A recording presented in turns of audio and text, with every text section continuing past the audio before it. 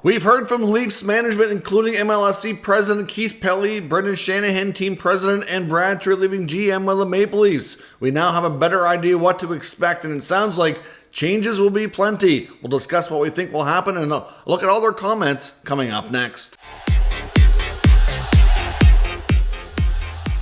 So welcome back to another video here at Top Shelf Hockey. We just finished watching the press conference from Toronto Maple Leafs management, like I said, which included new MLSE president Keith Pelley, who made it known that he wouldn't be taking part in this on a regular basis moving forward. It's not something he had intended to do, but being new to his role in the last 3-4 weeks, obviously given the end of season and the significance of this press conference, thought it was important for him to take part and kind of, introduce himself, be able to speak on some of his philosophies and give his 2 cents here. But essentially, don't expect to hear from him a lot moving forward. Ultimately, he said that the fan base deserves and demands a championship. He obviously came back to Toronto. He's a Toronto guy originally, has been away for the past 9 years at another job, comes back with the opportunity to help the Maple Leafs win a championship. And he said, like so many people that have ties to the city and obviously have come back, and you can look at a lot of the players who have done the same thing.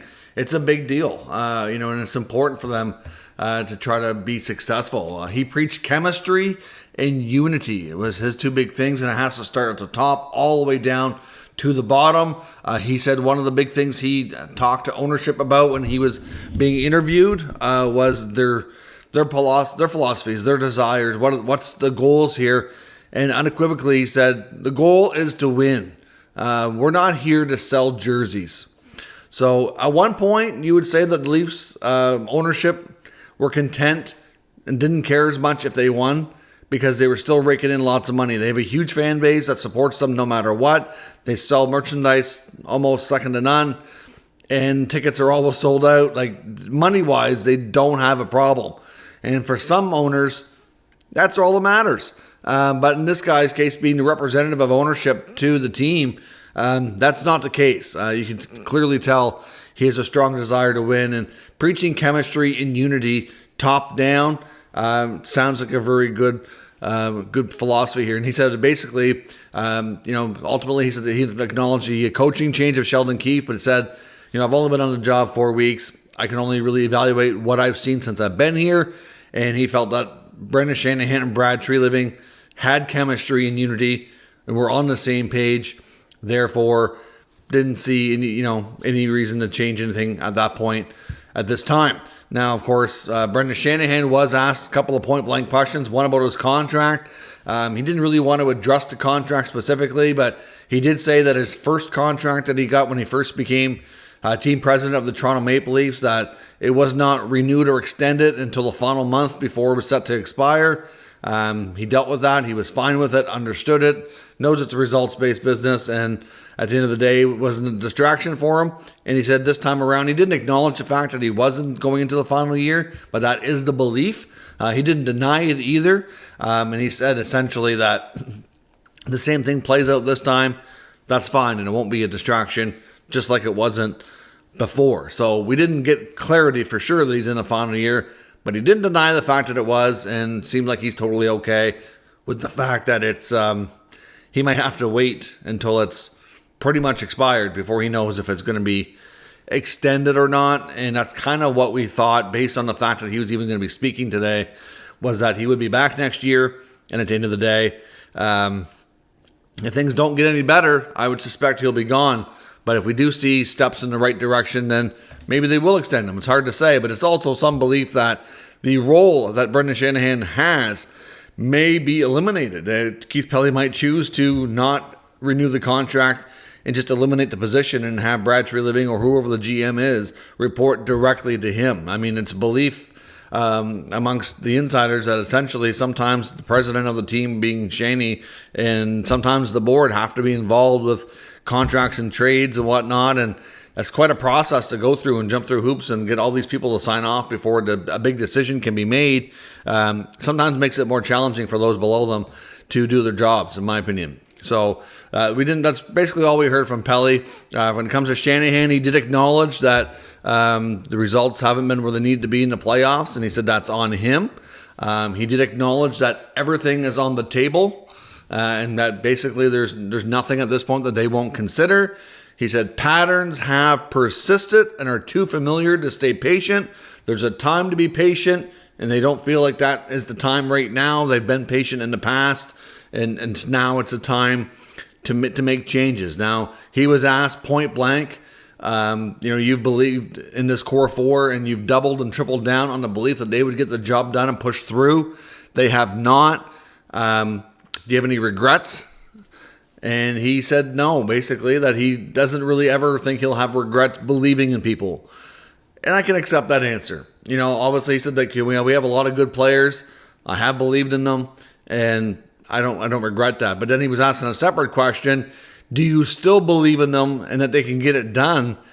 And he tiptoed and tap danced all the way around that question, but he did not say yes. So, it's pretty clear based on the comments from Shanahan, and I'll get into what some of the things that Trey Living said, that they're not going to just accept the fact that these guys are good players, making lots of money, and that they got to keep them all. I really think when they say everything's on the table, that really is the case, and that they're going to be having some of those difficult conversations with these guys because they all have trade protection. And the belief is, of course, because of contract status, that Marner and or Tavares would be the main ones they would even consider talking to. They just extended Matthews, top goal scorer in the NHL, arguably the best goal scorer of his generation. He has a possibility. I wouldn't be shocked if he's in contention for the all-time goal record if he stays healthy and continues at the level he has. He's doing things that Ovechkin did when he was a similar age, if not doing them even better.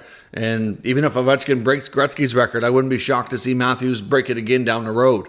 They're not going to let him go with, for any reason. If Matthews ever leaves Toronto, it's going to be because he wants to, not because they do. And of course, they just gave a massive extension to Nylander. And Nylander's been their best playoff performer. Does Nylander sometimes play and do things on the ice that drive you a little bit crazy? He does. There are times when that happens. But they've committed to him, and he has been the most clutch guy. So therefore, I don't think he goes anywhere. But Marner's do a big extension. The free agent contract of Tavares, which was, by many, by the fans, super excited when it happened. I said it all along. John Tavares is a great player. I don't think and don't believe that he's a great captain. And I don't feel and I don't believe that he's worth $11 million, nor was he at the time when they signed that contract. And I've had a lot of other fans come back at me and say, well, other teams were offering more, so we got a deal. I'm like, I disagree with that. I think you were all crazy, and all these teams were nuts to offer him this much money. It was a bidding war. There was a lot of teams involved, and I don't think anybody right now would be happy with an $11 million contract for this player. Has he been productive? Yes. Has he really solidified and helped that top six get better? He did, but not for that value. You could have brought in two players, half of that money each, and still been just as good, in my opinion.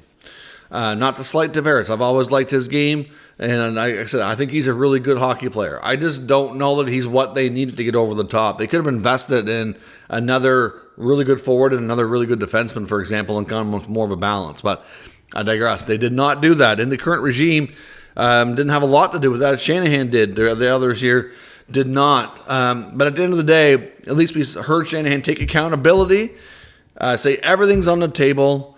When he asked about the core four and his belief in them, he said he gave a long-winded tap dancing answer around it, did not say yes. He did say and he also acknowledged too, which was important, when he talked about the patterns that have persisted, the struggles to score in the playoffs. Trey Living and Shanahan both talked about the fact that they have been one of the highest scoring regular season teams year after year after year, and they've struggled to score in the playoffs, and their top guys have struggled to get it done when it matters most. That's the pattern that's persisting here. Obviously, they've had other things over the time during some of these other series that have come up. There's been times when the defense wasn't good enough. There's been times when goaltending was inconsistent. But that has been the most steady pattern, is the big guys not pushing through and scoring the big goals when they need it. You look at, they acknowledged, one reporter asked, we're watching the second round of the playoffs right now where teams are scoring 3 and 4 goals a game. No lead is safe. Teams are coming back. Why is it that the big guys for the Leafs can't play that way? And again, they acknowledge that it's a different kind of animal. The playoffs are different, and maybe they need to address how they play and the structure of the roster in order to address that. We did learn some more things about injuries as well, which came from Trey Living. He talked about Austin Matthews, saying that after game 2, he became really ill, that whatever it was, they thought food poisoning in the beginning. Doesn't seem like that was the case, because food poisoning doesn't usually linger that long. But whatever it was, it lingered for a number of days through game 3 and the beginning of game 4. And then in game 4, he got a hit, and then he didn't feel right, and it was presenting like it was a head injury. So they were concerned about concussions, that type of thing. So the doctors held him out. Those symptoms persisted until the morning of game 7, which is why he went back in for game 7. Willie Nylander, he acknowledged, was migraines, and of course, so they just reconfirmed that. They talked about Joseph Woll. He missed game 7 because apparently what happened to him on that stretch out play to end of game 6 is they called it a sprained SI joint. The SI joint's in your lower back, and it connects your lower back and your hip. I know I've dealt with a lot of SI joint issues myself. I know what it's like. Typically, when I have issues between stretching and, I do see a chiropractor occasionally, they can usually help a lot with those things. I've never had a sprain, no, per se, but it is more of a, where it's a joint. It can be out of alignment and different things, and it can be quite bothersome, for sure. And if it's really bad, even walking can be a challenge without feeling pain. So that's what Woll was dealing with. Bobby McMahon had a sprained MCL in his knee, and he was looking at 6 to 7 weeks. Based on the time that he missed at the end of the regular season in the first round, they feel there was a good chance he would have been available to play in round 2 had they made it. So he should be fine for next year. Connor Dufour did need shoulder surgery, and he will be recovering throughout the offseason, and hopefully will be ready for training camp. So those are all your injury updates. Essentially, Brad Treliving also talked about goaltending. He mentioned that he has a lot of confidence in Joe Woll. Lots of confidence, but he said they do need to address the fact that he suffers a lot of injuries. And he said they need to analyze that and see if there's anything they can do to help him prevent that. Is it from a off-ice routine? Is it from a training perspective? We don't really know. They'll have to dig into that and see, because it is a concern for them, but very much as a skill base for being a goalie, they very much have a ton of confidence and faith in him. So I fully suspect him being part of the future of the team. But when it comes to Ilya Samsonov, all he said was his contract's expiring. So I think it's fair to say Samsonov will not be back. I kind of suspected that anyways, but that's pretty much as close as you're going to get to a confirmation. So that's really one of the things he said there. He did say that they need to find a way. One of the Trey Living quotes, we need to find a way to do the hard and unsexy things longer, and they're not related to skill. So again, another reference to the fact that essentially we have lots of skill, but it's not all about that in the playoffs. You need a combination of things, and your skill guys have to do those hard, unsexy things too, or it's not going to work. It's just that simple. I mean, I think it was Gino Reda of TSN asked a good question, and I believe he addressed it to Trey Living, talking about how when you have your top 4 or 5 players making more than half of the salary cap, and you look at the philosophy, and I guess he addressed this to Pelley as well, Keith Pelley first, and then Trey Living tacked onto it. He said with Pelley's philosophy of chemistry and unity, is that tough to have within the player group when you have such a few small percentage of them making so much of the money and everybody else making significantly less? And I can see how that could be an issue. Essentially, that could be... it's hard, when you get guys in a room that are doing the things that they feel are that the team's looking for, blocking shots, digging into corners, those hard battles that you're not seeing some of the skilled guys do, and they're getting all the money. It can create some disintegration within the group. And that's why I think to some degree some players have come in and then they've left, and they're like, well, what's the point of me doing all this if it's not going to matter? Because until everybody does it, it's not going to work.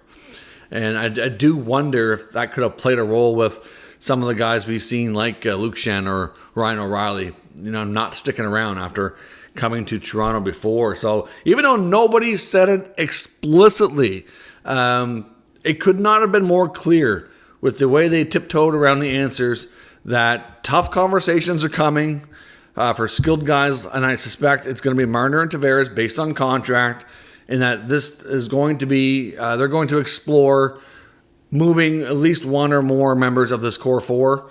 Core five, I guess, if you want to consider Riley part of the core too, because he is, and he's an alternate captain, and some think he's a better captain than JT. So, so we'll see what happens. But I think it's fair to say that we get a strong message that what's been going on is not acceptable. The fans deserve better. The fans demand a championship. They're not just here to sell jerseys.